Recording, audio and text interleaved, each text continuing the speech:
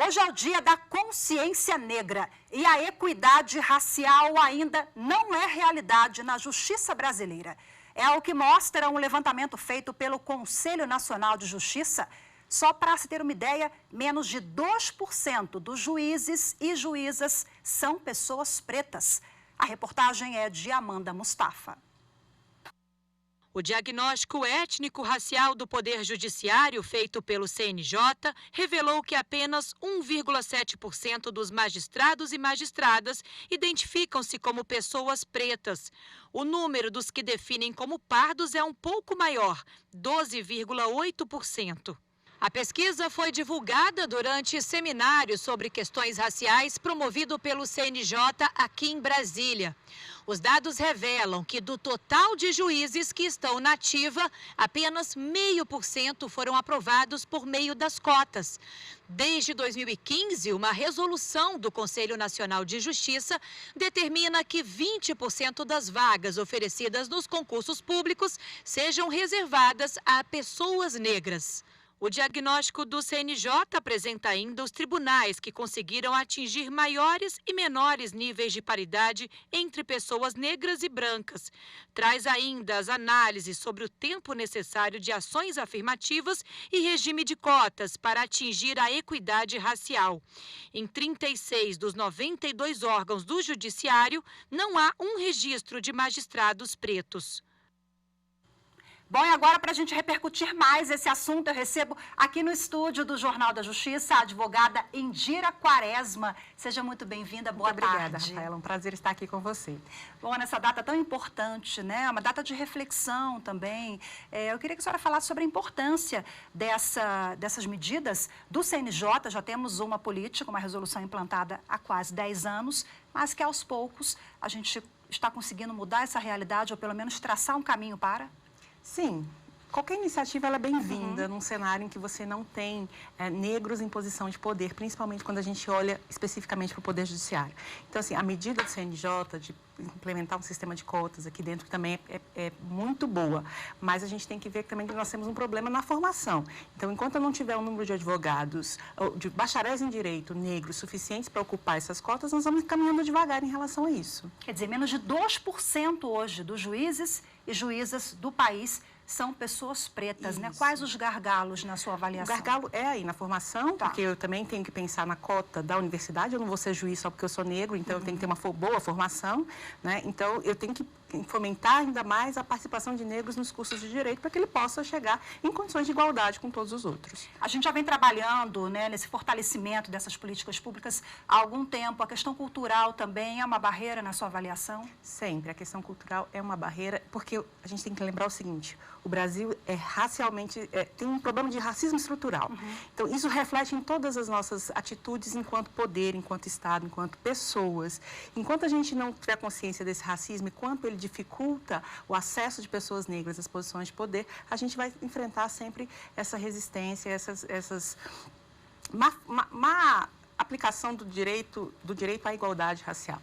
Doutora Indira, e qual é a importância de ter juízes e juízes pretas como julgadores, né? Porque os magistrados, eles definem o futuro do país, das pessoas, estão julgando ali quando a gente pensa na justiça de primeiro grau, né? Então, eu queria que você falasse um pouquinho sobre essa importância da identificação. Empatia também. E representatividade. Quando eu me coloco na posição daquela pessoa, que eu sou empático com aquela pessoa, que eu sei o que aquela pessoa passou, não apenas de estudar, mas de ter vivido exatamente como ele viveu, ter passado os mesmos problemas, a minha visão muda em relação àquela pessoa.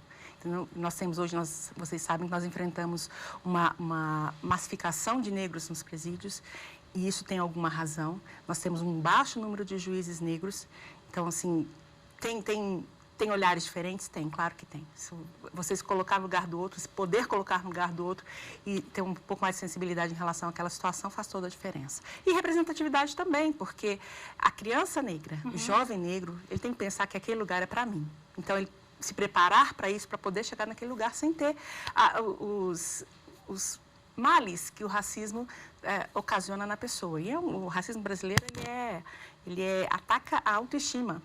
Então, assim, a pessoa, quando ela não se vê capaz de chegar naquele lugar, ela não vai atrás. E ele é velado? Muito, muito. O racismo brasileiro, ele é muito velado e ele chega a ser hipócrita. A verdade é essa, o racismo brasileiro é hipócrita. Assim, as pessoas não se admitem. Não se admitem. Saiu uma pesquisa recente agora, acho que em julho, dizendo que 60% da população brasileira considera que há racismo no Brasil. Mas essas mesmas 60% das pessoas dizem que não são racistas. Ou seja, como dizia um professor Kabengele Mundanga da USP, é um crime perfeito, porque você tem racismo, mas você não tem o racista. E aí, como é que você combate um negócio desse, né?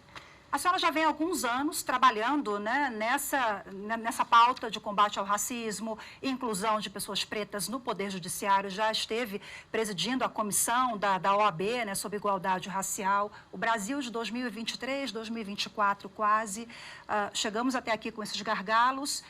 Quais são os desafios, os obstáculos e o que fazer para a gente tentar mudar esse cenário? Os desafios do racismo, primeiro é a conscientização de que ele existe. A partir do momento que a gente entende que o racismo existe e que ele constitui realmente um teto de vidro para a ascensão social dos negros, a gente não pode fazer nada se não reconhecer esse racismo. A partir de então, a gente tem que pensar em políticas públicas que realmente garantam o acesso e a ascensão social do negro na nossa sociedade. Porque a gente hoje tem 56% dos brasileiros se autodeclaram negros, 75% entre os 10% mais pobres são negros. Então, eu tenho uma população negra muito pobre, mas eu tenho uma população negra também muito grande, que precisa ter acesso a todos os bens. Eu costumo brincar que ele tem que ter acesso aos bens, os bens supérfluos e os bens necessários. Direitos supérfluos e direitos necessários. Se é que você pode trabalhar no conceito de direito supérfluo. Mas, assim, sem essa motivação, sem esse empenho da política pública de mudar a situação, nós vamos mudar muito pouco. Não faltam leis, falta efetividade. Falta efetividade, porque a lei é muito bonita no papel, mas se ela não for materializada, pouco se vai avançar nesse sentido, né? Hoje, por exemplo, a gente tem problemas seríssimos que não dizem respeito mais a cotas, porque esse problema de cotas já até foi superado, a lei do racismo e tal, mas a gente tem um problema ainda de violência estatal, que eles chamam hoje de necropolítica, da massificação dos negros nas cadeias, do genocídio negro. São problemas que precisam ser enfrentados e não basta só uma lei. Há de haver políticas públicas nisso, há de haver uma conscientização da população, porque o problema do racismo não é um problema do negro.